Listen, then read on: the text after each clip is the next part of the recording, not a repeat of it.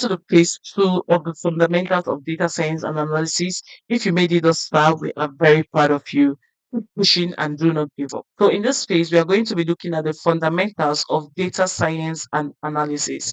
Now, the first question we have here is, what is the difference between data science, data analysis, and deep learning? Now, when you're actually faced with this question in an interview hall, the interviewer is actually trying to test your knowledge of the data science domain. They're actually trying to know if you actually know the differences between data science, data analysis, and deep learning. And when you're faced with this question, you don't really need to go and start telling a lot of stories.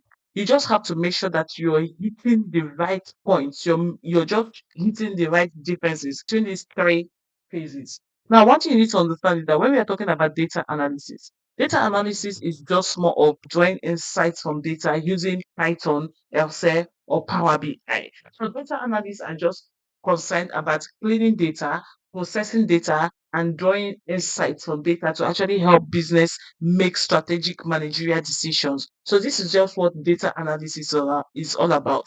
Now, when we are talking about data science is a field that uses machine learning to actually build models that help companies make predictive decisions. Now, data science, when you're talking about data science encompasses machine learning and it is also encompasses deep learning. When we are talking about deep learning, we can simply say that one thing you need to understand is that deep learning is a branch of machine learning. When you're talking about deep learning makes use of neural network models to actually make advanced predictions, okay, and build advanced models.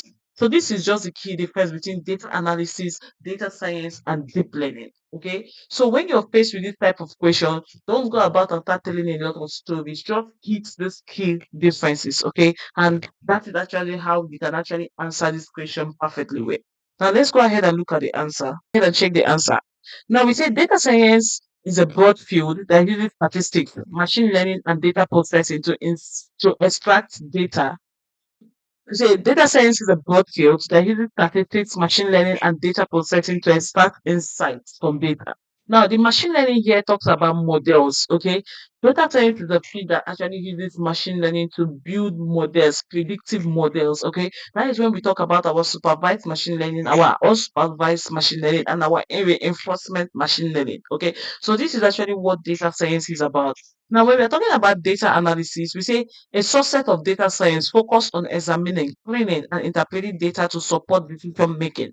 Now, when we are talking about data analysis is just a subset of data science. Now, like I mentioned earlier, data analysis is just all about cleaning the data, extracting the data, and helping and making analysis with this data, like performing exploratory data analysis that actually draws insights from this data, uncover trends and seasonalities that will actually help companies make strategic decisions. Okay, so this is what data analysis is all about. Okay, now and when we are talking about the field of data analysis, you need to know that data analysts have no business building models. Okay, so they just work with software like Power BI, Excel, or Python. Most data analysts do not even make use of Python, so they just concentrate on using software like Power BI and Excel to actually clean their data, extract insights from this data, and build dashboards to actually help the company make strategic decisions.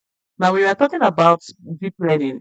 It's a specialized branch of machine learning that uses neural networks to model complex patterns and make predictions. Okay. Now, you need to know that deep learning is actually more complex than machine learning. Okay. But it is also a specialized branch of machine learning. It makes use of neural networks. Okay. To actually make predictions and build advanced models. What are the main steps in data analysis workflow? Now, when you're faced with this question in an interview hall, one thing you need to know is that the interviewer is trying to test your project building knowledge. So that is what this question is all about. They want to know if you actually know the steps involved in building a data analysis project. Okay. Now, in this question, all you just need to tell the interviewer, you just need to mention the steps involved in building a data analysis project. Now, the interviewer is trying to ask you, if I give you a data set to work on, what are the steps are you going to be following to actually work on these data sets? If I give you a data set to actually make an analysis on, what are the steps you are going to take to perform a thorough analysis using the data sets I've given to you? Now, the first step you need to know is, firstly, you need to understand the data. There's no way you can actually build a good analysis without first understanding the data set you are working with. You need to understand the data set you're working with. And secondly, you need to understand the reason for the analysis you're performing. Because when you understand the reason for the analysis you're performing, this will actually help you know the key metrics you're actually going to show, or the key metrics you're going to be uncovering when performing this analysis. Okay. Now, after you have actually known, after you have actually understood your data and also know the reason for the analysis, the next thing you will do is you determine the software you actually want to use for this analysis. Do you want to use Python for this analysis? Do you want to use Excel for this analysis? You want to use SQL for this analysis? Or do you want to use Power BI for this analysis? So once you have determined the software that suits your analysis, the next thing you have to do is go ahead and start building your analysis. Okay. Now, when you get to the analysis project building phase, the first thing you need to do is one, you need to do forward data cleaning. Okay. Where you handle your missing values, handle your outliers, and handle your duplicated values. Okay. Now, after performing power analysis, the next thing you have to do is go ahead and start performing your exploratory data analysis. This is when you're going to make use of different graphs and draw different insights, okay, from this data set. This is where you're also going to uncover trends and seasonality in this data set. Now, after performing your exploratory data analysis, the next thing you have to go into is storytelling. Okay, when we're talking about storytelling, you need to give a thorough explanation of the findings of the insights you have actually drawn from your data. Now, you can actually do this by writing an executive summary of your analysis. Okay, in this executive summary, this is actually where you're going to tell the stakeholders about your findings and tell them about the decisions you believe that they will take that will be beneficial to business. The second way you can actually do this is by using dashboards. Now you can actually go ahead and use different dashboard building software. Maybe you can go ahead and use Power BI. You can go ahead and use Looker Studio, or you can go ahead and use Tableau to actually build a dashboard, okay, that you're going to be using, that you're going to be visualizing the key metrics and also using the key metrics and also using non-technical terms to actually explain this, okay, to the stakeholders. Okay. Now let's go ahead and see how we can actually answer this question.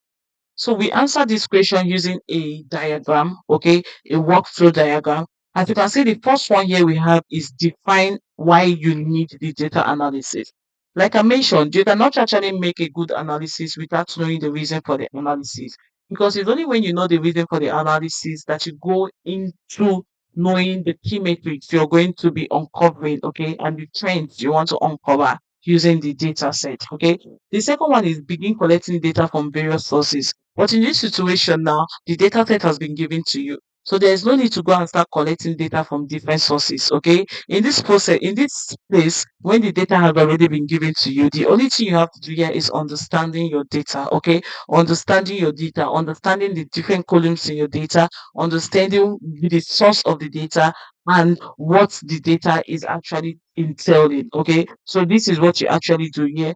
The number three is clean through unnecessary data.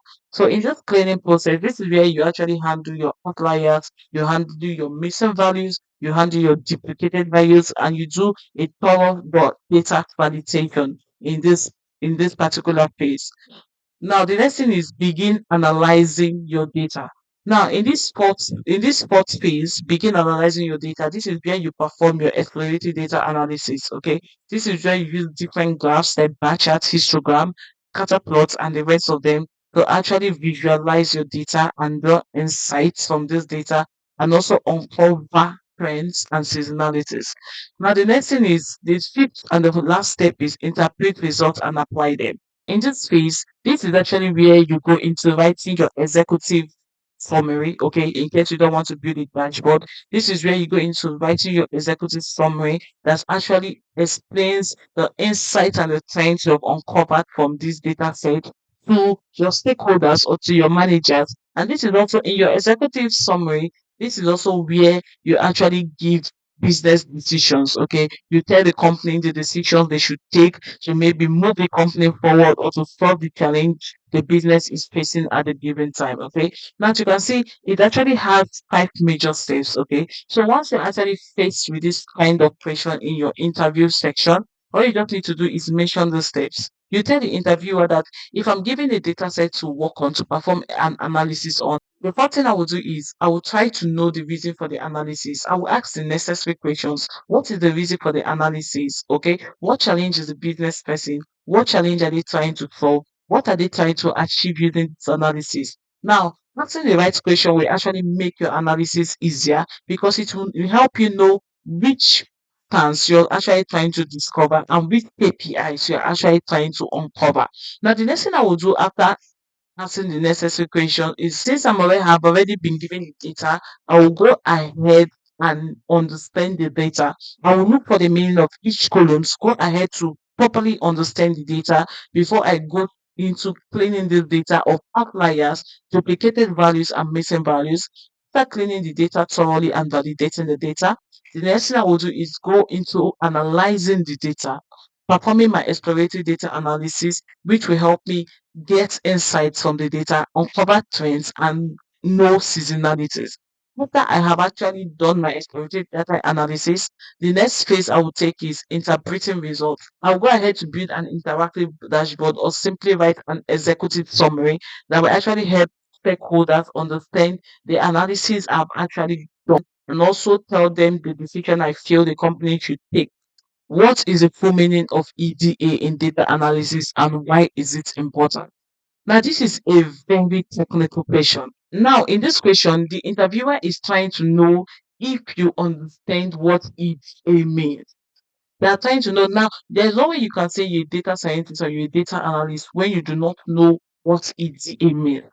Now, the interviewer is trying to understand if you know what EDA means, okay, and if you know why EDA is important in data analysis. Now, the first thing you should go ahead to do here is tell the interviewer that EDA simply stands for Exploratory Data Analysis. And in data analysis, EDA is a very important step because this is where you uncover trends, draw insights from your analysis, and also discover patterns and seasonality. So it is just a very simple question, but you have to be smart about it. Because of the popularity of the short term EDA, most data analysts and data scientists fail to know the full meaning of EDA. Because when you're talking with data scientists or data analysts, they always make it up EDA. I don't perform my EDA. I don't perform my EDA. But some of them do not actually know the full meaning, as simple as it is. So it is actually very important to know the meaning behind all these acronyms, okay? So you don't actually go into an interview hall and actually get confused, okay? Now you should just have now, this is a very simple question. All you just need to tell the interviewer is that EDA stands for Exploratory Data Analysis. And yes, it is a very important aspect of data analysis because this is where you use various graphs to actually draw insights from the data set, exploit patterns, and also know trends and seasonalities that are happening in the data set. Now, the answer we say EDA stands for Exploratory Data Analysis. It is a very important step in data analysis as it helps analysts perform power analysis on their data set to draw insight and notice trends. When you actually look at this diagram here, this is actually from our analysis we made, the retail sales analysis we did. You can actually find the tutorial on our YouTube channel. So this is actually customer segment buying behavior. Now this is a tree map. Now this diagram is a tree map, okay? Now this diagram is actually showing the customer segment buying behavior, okay? Now from this tree map, you can actually see that the customer segment has three unique categories, which we have the consumer, the corporate, and the home office. Tree map, you will know that the consumer has the highest area space, followed by the home office, and followed by corporate. Now from this tree map, you can also see that the retail business gets more of its customers from individual consumers compared to corporate offices and home offices. Question number 4. With clear examples, differentiate between a numerical and categorical data and mention one subtype for each. With clear examples, differentiate between a numerical and categorical data and mention one subtype for each. Now, in this question, the interviewer is actually trying to test your knowledge of data. They're actually trying to know if you have know the types of data existing. Because there's no way you can actually be a data analyst when you don't have in-depth knowledge of data. Because data is actually what you work with as a data analyst.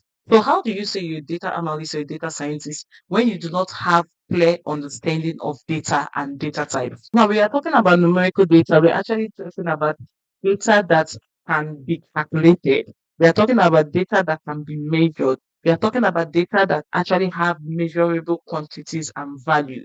Now, example of that data is we have 1, 2, 3, 4, 5, 6, 7, 8, 9, 10, 11, 12, 100, 10.0, 10.8, 10.7. Now, these are examples of numerical data. Now, when you're coming to Python, you see that we have two different types of numerical data where we have the float and the integer.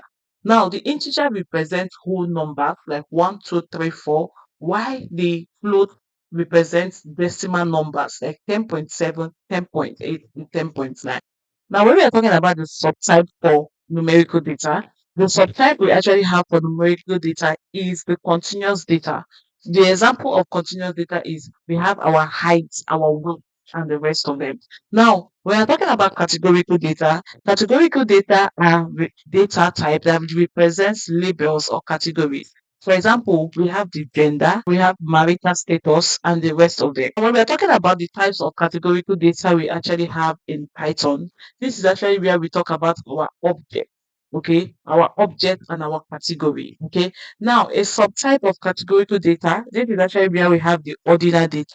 When we are talking about ordinal data, we are talking about categorical data that follows a specific hierarchy. That means categorical data that follows a particular order. Now, an example of an ordinal categorical data, we have educational level, where we have our high school, our bachelor's degree, and our master's degree, and our PhD. Now, this is the answer we gave. You can simply say numerical data represents measurable quantities. Example, we have our age, 25, 30, 40. Subtype, you can simply say we have continuous data, okay, which we have our heights, 5.8, feet, 6.1. Now, categorical data. You can simply say categorical data as data type that represents categories or labels. For example, we have our car brand Toyota, Ford, BMW. The subtype of categorical data, like we mentioned earlier, is the ordinal data type. For example, we have educational level, high school, bachelor's, master's. Now, when you look at this diagram here, when you look at this visual here, you can actually see that this is actually example of data type we have in Python.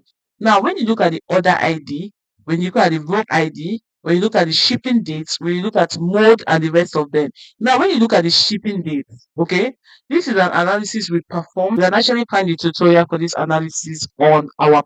Now, when you're talking about Python, you should know that we have various data types in Python, okay?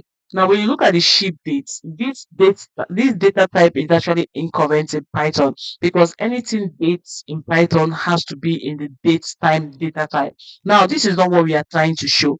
Now, when you look at country, you can see that country is a categorical data. Okay. Now it goes in as objects. All right. But when you look at cells, you will see that cells is a numerical data. Okay. And it goes in as floats. Maybe because it goes in as floats. And why is it a float here? This is because it is not a whole number. This shows that cells is in decimal numbers. Maybe 100 million point 78, $10,000 point 72 cents. So this is actually what this entails. Question number 5. Give a clear example to explain A/B testing and when is important. Now, when we are talking about A/B testing, what does it mean? A/B testing is just a situation whereby, now let me use advertising for example. Now, when we are talking about A/B testing, let's say a company is performing an ad, okay? Let's say a company is running an ad, okay? Now, maybe they actually have different goals. Maybe they want to check about the engagement of the customers, and they want to check the engagement of customers. Okay. Now, the thing that they do is they go ahead and design two they go ahead and design two ad banners, okay, with different copy and different call to action, okay, and run this ad at once, okay. Now, at the end of the day, after running these ads at once, they when at the end of the day, they go through each ad to know which is actually doing better, which call to action is doing better, which copy is doing better. Now, this is actually what we call A/B testing. And what you need to know about A/B testing is that when you are performing A/B testing, you need to know what the company is actually trying to improve. For example, are they actually trying to improve conversion? Are they trying to improve their click-through rate? Okay. No, these are things you actually need to know. Okay. Now, the next thing you need to know, they ask when is A/B testing important. Now, there are various ways when A/B testing is important. For example, when a company wants to improve their user experience or optimize their conversion rates, okay, this is actually when A/B testing becomes important. A/B testing is also important when A/B testing is also important when the company wants to improve their data-driven decision. Okay, now the company wants to know which advertising strategy they should settle for. This is where testing comes to play. Question All number right. 6. Differentiate between mean, mode, median, and range. Now, in an interview hall, this is a very simple question for a data analyst or a data scientist. Now, in an interview hall, most times when during an interview, they actually ask you the basic questions because they believe that most data analysts or most professionals do not pay attention to the basic questions because they always prepare when preparing for their interviews. They are always going to prepare for the difficult questions, but at the end of the day, the recruiter will just shock you. They will just throw you with basic, simple questions just to test your IQ, just to test your retention ability. Now, this question says differentiate between mean, mode, median, and range. Now, when in a distribution, we have what we call the mean. The mean is the average number in the distribution. Okay, that's just what mean is all about. For example, when we have a distribution of, let's say, 1, 2, 3, 4, 5, and 6. In that situation, how do you calculate the mean? Now, during the interview question, you don't really need to go about telling them how to calculate the mean, the mode, the median, and the range. No.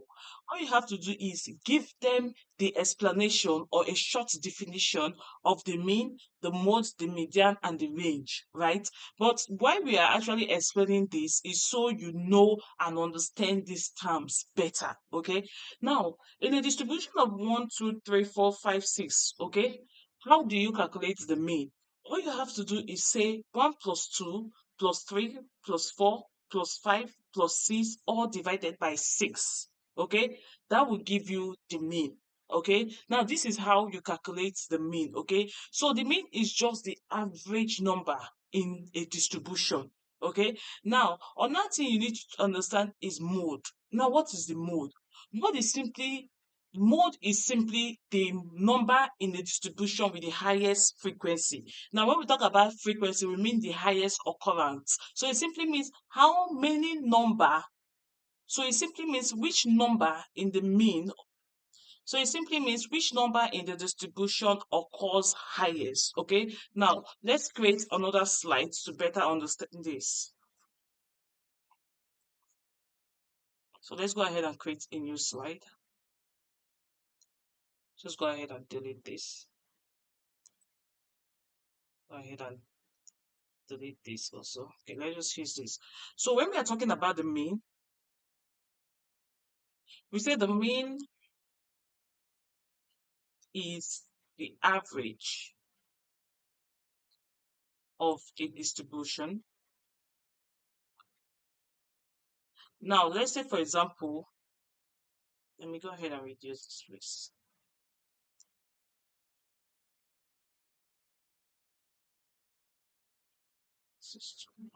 Let me make this 18. In a distribution, let's give an example here now. Let's say, for example, we actually have a distribution of, let's say, 2, 3, 4, 5, 6, 6, then 9,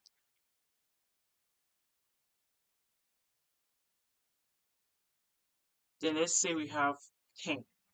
Okay. Now, when we want to calculate the mean here, the mean, all we have to do is we say 2 plus 3 plus 5 plus 6 plus 6 plus 9 plus 10. Okay. Divided by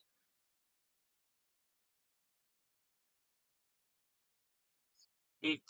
Okay, which is the total number in the distribution. Okay, now when you add this together, okay, and divide it by, let's say we have 1 2 3 4 5 6 7 8. Okay, so when you add the entire distribution, you divide it by 8. That will give you the mean. Now let's do it together. Now let's say 5 plus 11 plus 6 plus 9 plus 6 plus 10. This will give us 47 divided by 8. This will give us 5.9. 5.9. So this 5.9 is our mean. Okay, this 5.9 is our mean. Now, when we are talking about mode, we are talking about the number in the distribution with the highest occurrence, okay, or the highest frequency. Now, when we are talking about mode, when we look at this now, when we look at this distribution, okay, the only question we need to ask is which number here occurred more than the rest. Okay, now remember that we can actually have a bimodal class or a multimodal class. Okay, now what do we mean by bimodal class? When a distribution is bimodal, it simply means that it has more than one mode. Okay, now let's give an example of a bimodal class.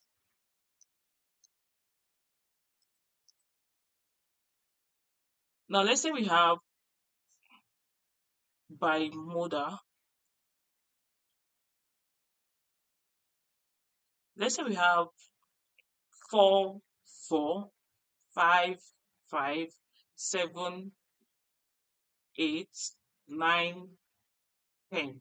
Okay, now in this situation, when you are looking at this now, okay, when you're looking at this now, okay, you can see that the mode here is 6. Okay, because 6 has the highest frequency. Okay, because 6 is the only number that actually occurred twice in the distribution. Okay, so we call this 6. Okay, 6 is the mode of this distribution. But now when you come to this situation, you see that we have bimodal classes. Okay, because we have 4 appearing twice and 5 appearing twice too, which simply means this class is actually bimodal. Okay, there is a situation where we can even have multimodal, where we have more than 2 modal classes. Okay, so that distribution will be called a multimodal class. Okay, so mode is simply the number with the highest frequency in the distribution.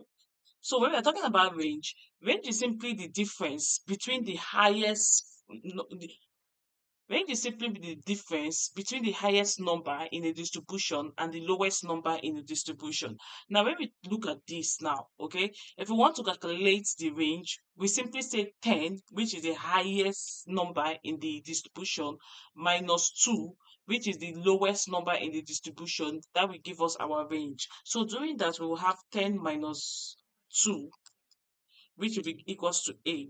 So about median, we say median is the middle number when arranged properly, maybe when arranged in an ascending or a descending order. So that is simply median. Now let's say we want to arrange this as 10, 9, okay, then 6, 6, 6, 6, okay, 5, 4, 3, 2.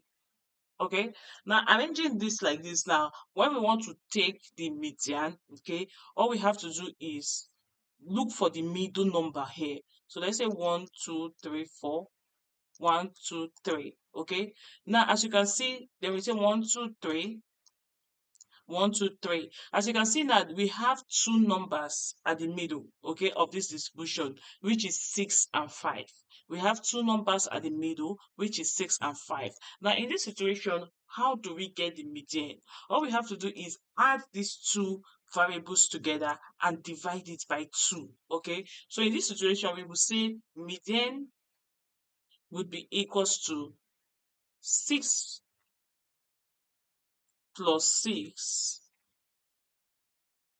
divided by 2. Okay, so once you work this out, this is actually going to give you the median. Okay, now let's go back to what we were saying. Now, let's say in a situation you were asked the question, differentiate between median, mode, range, and mean. All you simply have to tell the interviewer is that mean is the average number of a distribution, mode is the highest occurring number in a distribution, median is the middle number when arranged in an ascending or descending order, and range is the highest number in a distribution minus the lowest number in the distribution. Now, this is it. This actually gives the interviewer the answer they are actually looking for. Now, let's go ahead and see how we actually answer this. Now, remember that mean, median, and mode, they are all measures of central tendencies. Okay. Now, in this scene, we say that mean is just the average of the distribution, mode is the number with the highest frequency, and I talked about a class being bimodal or multimodal. Then we talk about median being the number in the distribution when properly arranged, maybe in an ascending or a descending order. While range is the highest value in the distribution minus the lowest value in the distribution. Now, question 7. What is the full meaning of IQR and what is it used for in data analysis?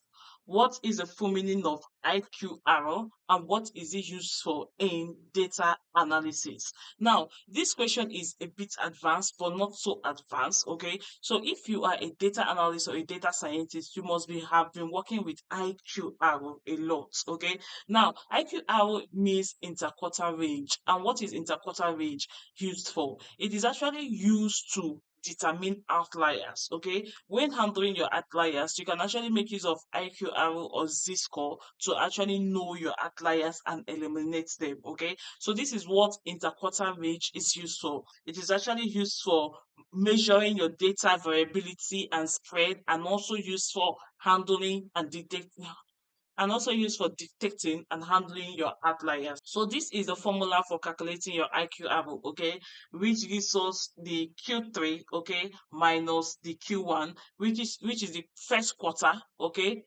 which is the third quarter minus the first quarter. Okay, so to get your IQR, all you have to do is minus the third quarter, okay, from the first quarter. All right, now let's look at how we answer that question. We say IQR, interquarter range, is the measure of statistical dispersion representing the range between the first quarter and the third quarter, okay, which is given as Q3 minus Q1, okay. Usage in data analysis, detecting outliers, values outside 1.5, okay, times IQR from Q1 or Q3, okay. Now, it's also used to measure variability and spread. Okay, it's actually used to measure variability and spread, and it's also used for summarizing skewed distributions in a data set. Okay, now let's move ahead. Question 8. Explain the concept of data integrity.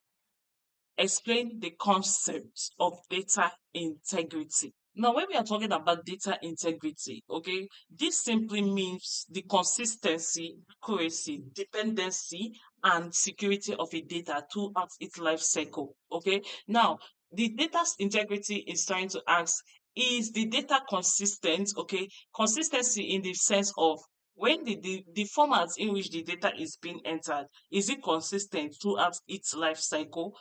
Secondly, it tries to consider how secure is the data.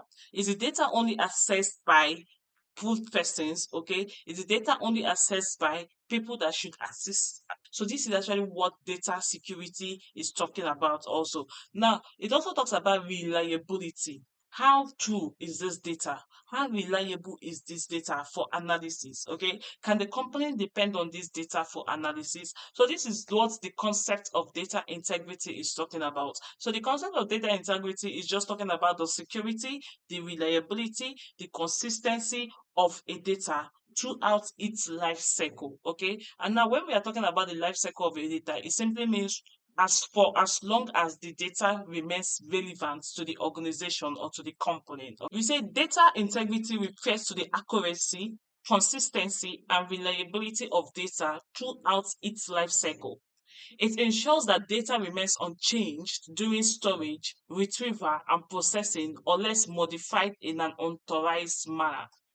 Now, key aspects of data integrity, we have the accuracy, consistency. Accuracy means ensuring data is correct and free from errors. Okay. Consistency, data remains uniform across different systems and formats. Reliability, data is trustworthy and reflects real world values. Security, protection from unauthorized access or corruption. Now, these are the four aspects of data integrity: accuracy, consistency, reliability, security. Now, in an interview hall, when you are asked, explain the concept of data integrity, you can simply say data integrity refers to the accuracy, consistency, reliability, and security of a data throughout its life cycle. And when you give them this answer, some recruiters can say, explain more. Okay, then you can go ahead and say, we have four key aspects, okay, of data integrity. We have the accuracy. The accuracy ensures that the data is correct and free from errors. We have the consistency. The consistency ensures that data remains uniform across different systems and formats. Reliability. Reliability ensures that the data is trustworthy and reflects world values, okay, without errors. It refers free world values, okay, and has no errors, okay. Security. Security ensures that data is protected from unauthorized access or corruption. Okay, so this is just how you can explain this. Okay, when in an interview hall, what is data cleaning? Some people actually, now, when faced with this question in an interview, we must understand that some people actually know how to perform a task, but they don't really know how to explain it. Okay, people may know how to do a task correctly, but they have no idea how they can explain the process. Okay, now when you're faced with this interview question, what is data science? The first thing you need when you're faced with this interview question, what is data cleaning? The first thing you need to know is that the interviewer is trying to test your knowledge of analysis. They want to know if you know what the process of data cleaning entails. Now, when you're talking about data cleaning, you should know that data cleaning is just a way of validating your data and ensuring that your data is error free and fit for analysis. Now, for data scientists, data cleaning can mean something different. Why for data analysts, data cleaning simply means making sure that the data is free from errors so they can actually have a perfect analysis. For data scientists, it could be that making sure that the data is actually fit for building a good model that is not underfit or overfit. Okay. Now, what is data cleaning? So when you're talking about data cleaning is just a way of removing errors from your data, okay, and ensuring that your data is fit, okay, for whatever you want to use it for. For example, doing data cleaning is where you handle your missing values, okay. Doing data cleaning is where you handle your missing values. You have to detect and handle your missing values, okay. Doing data cleaning is where you handle your outliers, okay. You have to detect and handle your outliers, maybe using IQR or Cisco. Doing data cleaning is also where you look for and eliminate your duplicated values. Doing data cleaning is also where you look for and validate your data. Validation helps you to discover errors in your data and eliminate it. Maybe errors in formatting, errors in made during entering of the data. So this is where you actually look for it and eliminate it. So data cleaning is just a way of making sure that your data is neat, your data is free of error, your data is well formatted and getting it ready for making your analysis. Cleaning is the process of identifying, correcting, or removing errors, inconsistencies, and inaccuracies in a data set to ensure high quality, reliable data for analysis. Key steps in data cleaning. Number one, handling missing values. Okay, this is actually where you handle your missing values. All right, removing duplicate. This is where you actually eliminate duplicated records. Okay, correcting errors. This is where you fix typo errors, formatting issues on incorrect values. Standardization, ensuring uniform formats, units, and naming conventions, handling outliers, detecting, addressing, and eliminating unusual extreme values. Okay. Section 10. What is boss cost used for in data analysis? What is boss cost used for in data analysis? Now, when we are talking about boss cost, you need to know that boss cost is just does the same thing with log normal. Okay. Now, boss cost is a statistical method that is actually used to balance variance and make sure that an analysis is well or normally distributed. Now, let's take a look at this. Let's take a look at this image. Now, as you can see, let's look at this image. Now, in feature zero, okay, you can see that the data set is actually skewed, okay? It is actually skewed to the left, okay? As you can see, it is actually skewed to the left. But after applying Boscos, okay, after applying, like I mentioned, that Boscos is similar to log normal. So after applying this now, you see that the data is more evenly distributed. The same thing for this. This is actually skewed, okay, skewed to the left, okay. But after applying this, you can see that it is actually more evenly distributed, okay. Now let's go ahead and look for the answer. Post cost transformation is a statistical technique used to stabilize variance and make data more normally distributed. It is commonly used in regression and time series analysis to improve linearity and meet normality assumptions.